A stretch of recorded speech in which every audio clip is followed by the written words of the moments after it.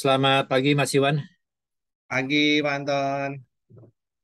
Akhirnya setelah komunikasi lewat email, lewat WA, akhirnya kita bisa tatapan muka seperti ini ya. Iya, benar, Pak. Walaupun lewat online ya, Pak. Iya, betul.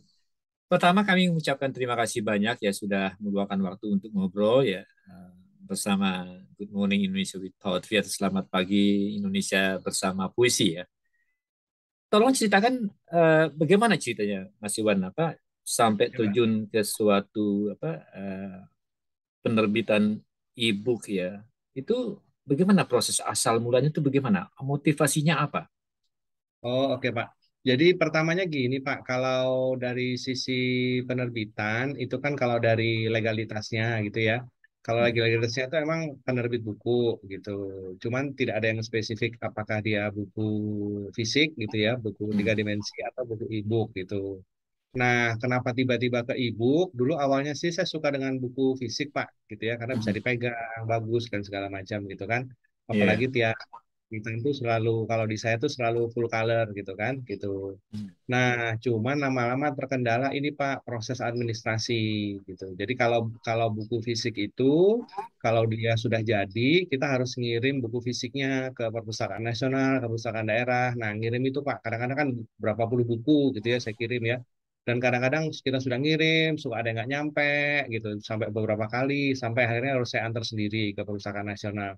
Nah, lama-lama saya mikir juga nih, wah kalau gini ribet kan, kan karena kita kan mainnya menulis kan, bukan Iya. administrasi penulis kan. Nah, akhirnya saya rubahlah jadi e-book gitu. Nah, e-book tuh teman-teman juga enak sih karena tidak butuh nyerahin buku fisik, Pak. Kalau e-book cukup file e-booknya aja kita upload, selesai Iya. gitu. Jadi Hmm. mudah juga, enak gitu. Hmm. Pak. Terus ya, menerbitkan buku cetak secara fisik atau e-book itu apa memang korelasinya dengan pendidikan formal Mas Iwan memang bidang penerbitan? Bagaimana latar Oh, belakang? enggak sih, Pak. Kalau saya dulu engineer, Pak, metalurgi malah gitu kan. Dari penerbitan gitu. Nah, tahun berapa ya? Saya lupa tuh. 2006 apa kalau nggak salah 2006 2007 saya nulis buku bareng-bareng temen tuh. Yuk nulis buku yuk bareng-bareng pertamanya. Terus habis itu saya mau resign. Nah, pas mau resign tuh atasan saya nanya, "Ngapain kamu mau pindah? Orang sudah mau naik juga kan gitu kan." Akhirnya saya tulis buku, Pak, untuk jelasin kenapa saya mau pindah gitu kan. Baru habis itu di-approve sama beliau, saya boleh pindah. Karena waktu itu saya kan basicnya habis dari engineer ambil marketing, Pak. Nah, di marketing itu sudah cukup lama lah ya, 7-8 tahun. Terus besok saya mau pindah. Nah, pindah ke bidang yang benar-benar baru, Pak. Gitu, di mana saya nggak punya latar belakang sama sekali gitu. Nah, makanya atasan saya mungkin khawatir kali ya, takutnya nanti Pak ini cuman ini sesaat gitulah gitu. Iya, iya, iya, iya. Tapi menarik ya, saya lihat Soekarno juga insinyur ya. Banyak orang-orang yang punya latar belakang eh, insinyur, engineering, itu bisa loncat ke disiplin yang lain lebih mudah Ya, Pak dibandingkan ya. orang-orang yang punya latar belakang yang non engineering ya. Itu Oh, gimana? saya malah belum riset, Pak, itu. Menarik sebenarnya, menarik sekali, Iya, menarik sekali. iya. Hmm. Kalau yang saya tahu sih Pak dari buku Quiet tuh Pak, kalau itu sih saya udah baca gitu ya. Ya, nah itu dia bilang orang introvert gitu ya. Orang introvert itu yang rata-rata itu suka buat penemuan, invent, jadi penemu gitu lah ya, inventor gitu ya. Nah orang introvert itu kan rata-rata tipenya C gitu ya, C. Jadi banyak mikir, banyak apa. Dan waktu saya tes juga saya C gitu kan. Oh mungkin ini kali yang itu kali ya. Tapi kalau yang engineer tuh saya benar-benar belum riset tuh Pak kalau yang itu. Karena saya juga baru baca baru-baru ini bahwa para politisi di Barat itu mayoritas latar belakangnya lawyer, ya, pengacara atau ekonom ya. Nah di Hmm, Cina, di Tiongkok mayoritas itu engineering, insinyur. Xi Jinping oh, itu latar belakangnya chemical engineering. oh, iya, iya, Jadi iya, iya. memang dua negara yang sekarang mulai menjadi superpower ya, negara adikuasa, itu orang-orang yang berkuasa punya latar belakang pemikiran yang bertolak belakang. Hmm, Menarik itu. Iya, iya, iya, iya, Pak. Ya. Nah, terus saya lihat dari buku-buku Mas Iwan itu kelihatannya kan yang tulisan yang bentuknya non fiksi ya. Ya, Bagaimana ceritanya? Kan alternatifnya fiksi atau non fiksi. Bagaimana cerita asal mulanya menjadi pengarang non fiksi itu bagaimana ya. ceritanya? Oh ya, ya Pak. Jadi setelah 2006, 2007 yang dua buku tadi, terus kan saya punya niat tuh Pak, nulis 1 tahun 1 buku gitu ya. Ternyata Hmm. nggak kesampaian Pak, sampai 2016 gitu. Hmm. Jadi hilang di telan masa. Nah, di 2016 tuh Pak, jam 3 pagi itu saya bangun tidur, jatuh dari tempat tidur, keringat dingin gitu kan. Hmm. Keringat dingin itu ternyata di situ saya baru nyadar bahwa waktu saya banyak terbuang gitu. Hidup saya tuh terlalu biasa-biasa aja gitu. Hidup terlalu biasa tuh maksudnya gini, berangkat, bangun tidur, ke kantor, kerja, pulang, makan, tidur. Jadi kayak gitu lah Pak, kayak siklus gitu lah ya.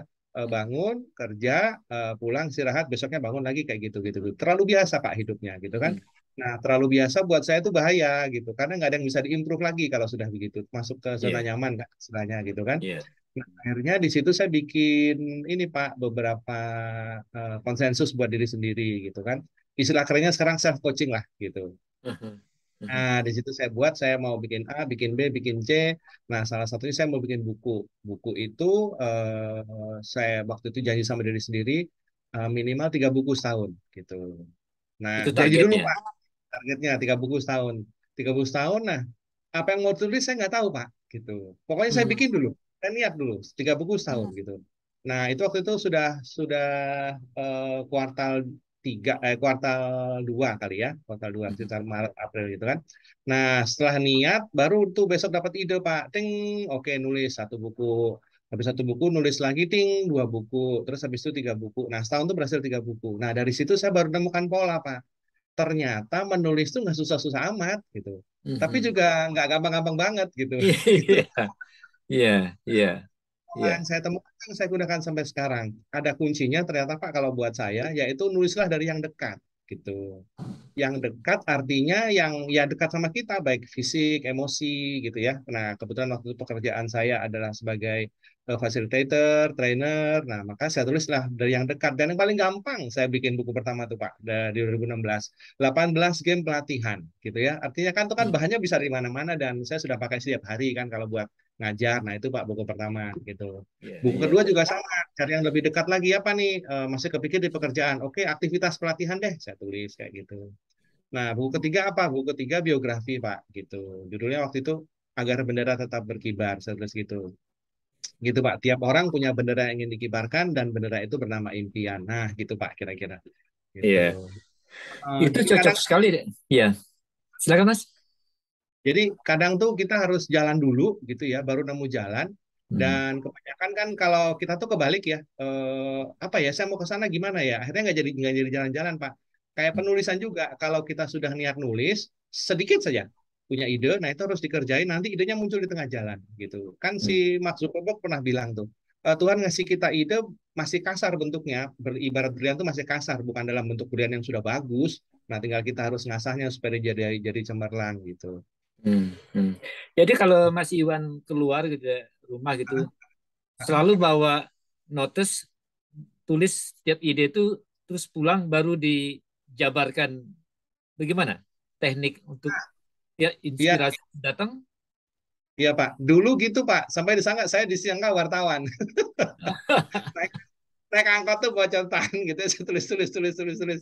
Nah sekarang saya pakai mind map Pak. Jadi lebih gampang gitu ya. Jadi kayak sekarang tuh di otak saya ini sudah ada 5 buku yang mau ditulis. Tak tak tak tak tak. Tak. Saya taruh di papan di belakang gitu kan. Jadi saya kelihatan tuh gitu. Jadi di papan itu tidak hanya tentang buku tapi juga tentang kerjaan juga. Jadi yang lain-lain juga. Jadi bisa kelihatan lebih enak lah kalau gitu. Hmm. Terus Nah sampai sekarang uniknya sudah berapa? Iya, silakan, silakan. uniknya itu kalau satu ide nggak dijalanin, ide yang lain kadang nggak muncul, Pak. Gitu. Hmm. Jadi harus diselesaikan dulu. Ibaratnya gini, judul buku buat saya itu unik diturunkan oleh Tuhan ke kita. Gitu. Jadi dari sekian 5 miliar makhluk dunia ini, judul buku yang spesifik itu diturunkan oleh Tuhan buat kita, buat saya. Gitu. Dan saya harus eksekusi. Kenapa? Kalau saya nggak eksekusi, nanti judul berikutnya nggak akan turun. Gitu. Hmm. Hmm. Gitu, Pak. Nah ini di otak saya sekarang karena banyak banyak macam-macam ya. itu sudah ada 5 buku pending, Pak. Saya lagi ngatur nyari waktunya nih untuk nulisnya gimana. Jadi kalau dulu satu, sekarang udah 5 datang buku ide tuh. Waduh, ini gimana nih kayak gitu, Pak. Gitu. Dan saya itu luar biasa ya. Jadi konsep ilham atau wahyu yang pertama datang itu menjadi satu atau buku pertama.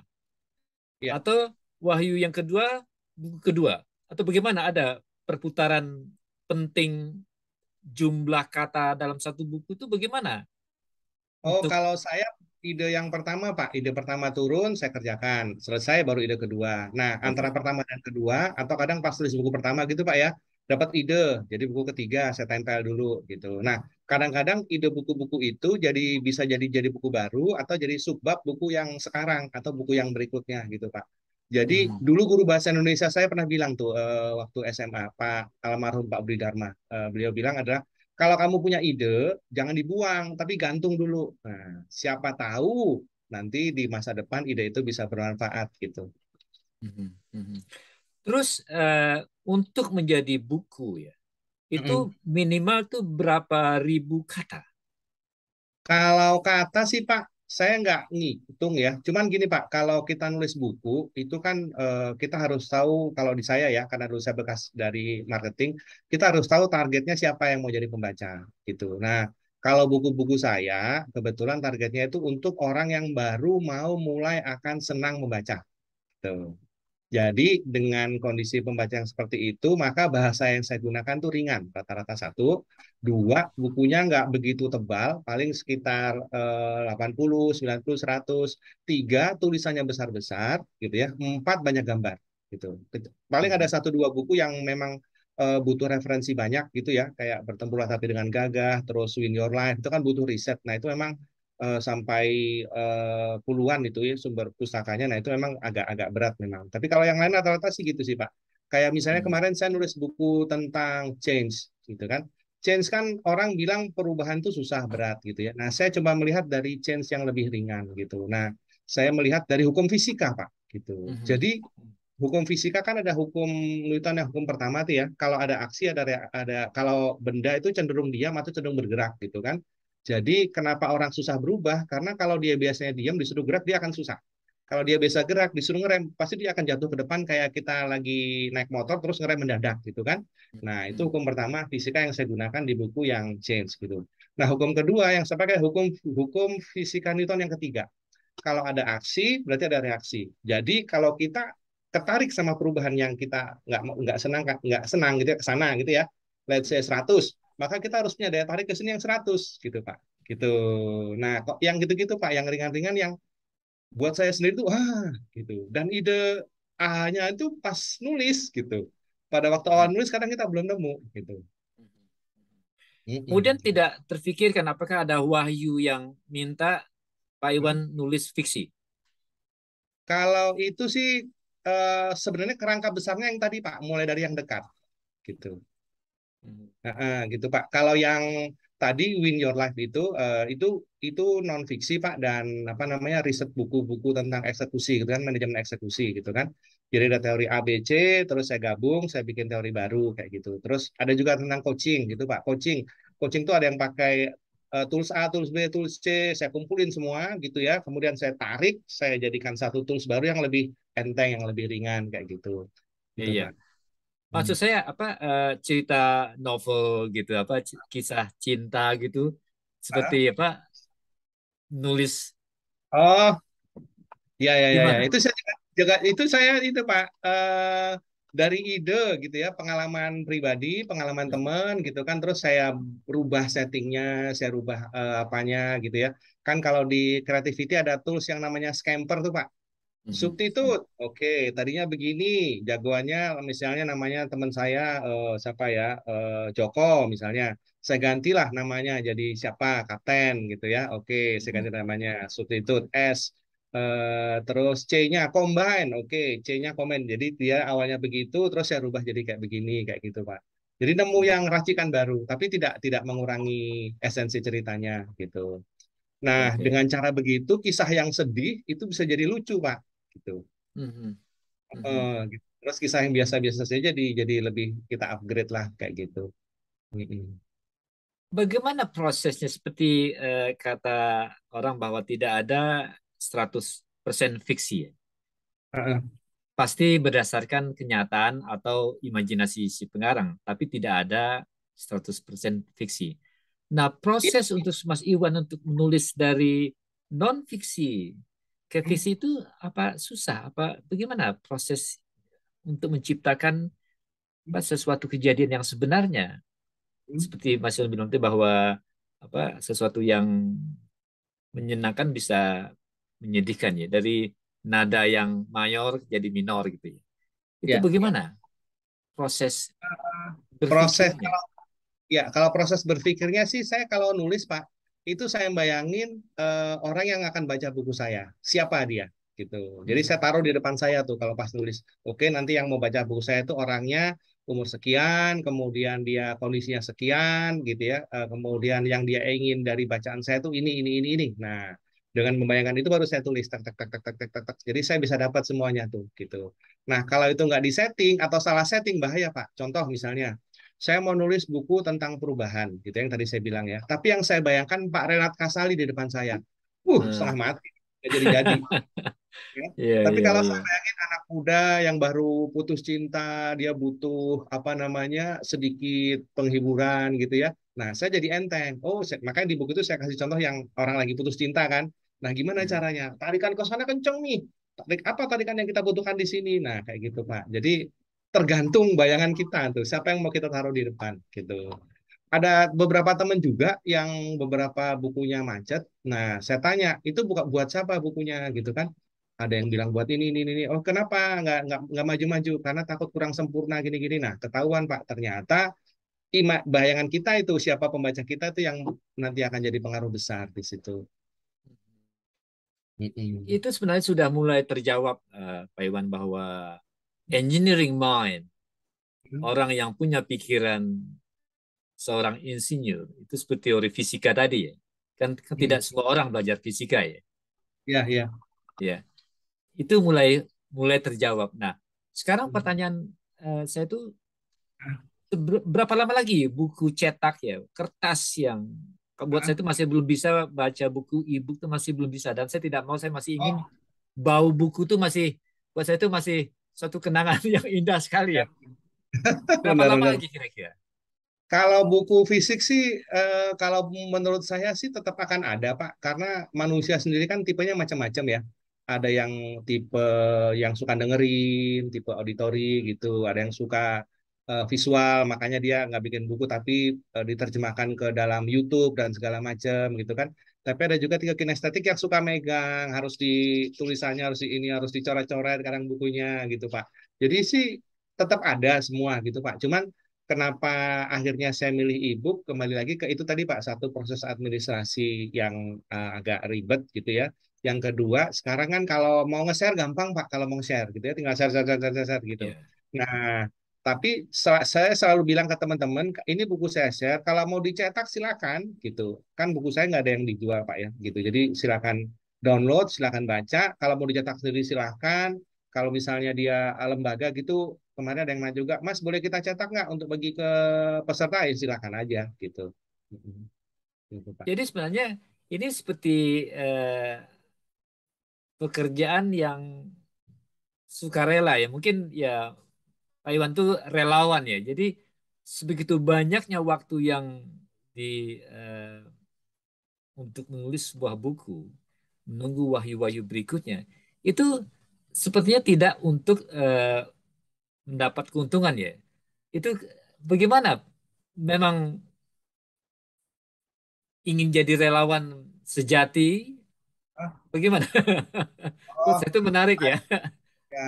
Kan Tadinya tuh hidup. gini, Pak. Ya, tadinya tuh buku-buku. Jadi saya baca tulisan gitu ya, tingkat literasi masyarakat Indonesia tuh rendah banget gitu, Pak.